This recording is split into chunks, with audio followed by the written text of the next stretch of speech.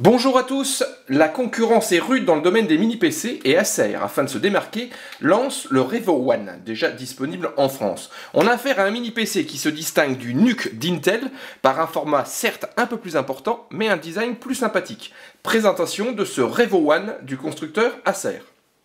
Avec ce Revo One, Acer propose donc une alternative au NUC d'Intel, aux briques de Gigabyte ou encore aux solutions proposées par Zotac et Shuttle.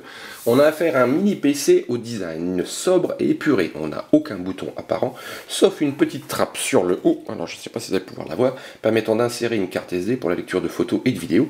On a également quelques témoins lumineux permettant d'informer de l'activité réseau et de l'activité des différentes unités de stockage. La mise sous tension, elle, est informée par une LED sur le bas, ici, tandis qu'une grille d'aération est présente autour des 4 pieds en caoutchouc permettant de limiter les vibrations. On retrouve également une seconde grille d'aération à l'arrière. Juste à côté de la connectique, on a affaire à un refroidissement actif au niveau du processeur. Et on verra dans le test, c'est pas très gros et surtout c'est assez silencieux. Donc au niveau connectique, on retrouve 4 ports USB, dont 2 en USB 3. On a également un RJ45 pour la partie réseau.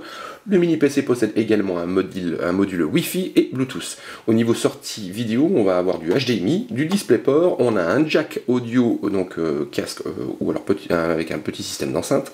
Au niveau de l'alimentation, ça se passe ici. On a également là un bouton Power, tandis que ce petit bouton-là permet de désolariser le capot pour l'installation d'une unité de stockage.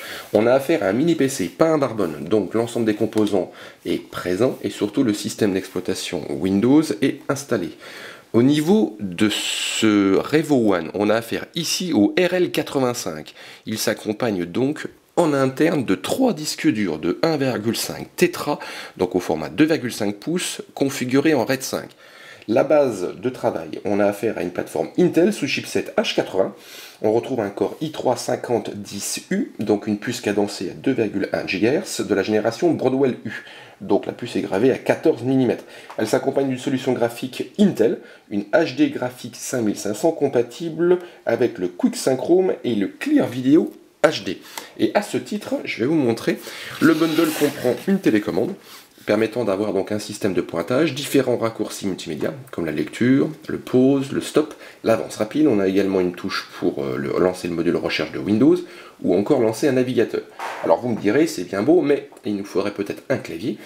Et justement, à l'arrière de cette télécommande, on a un clavier complet permettant de piloter ce Revo One directement assis sur son canapé, confortablement, dans son salon.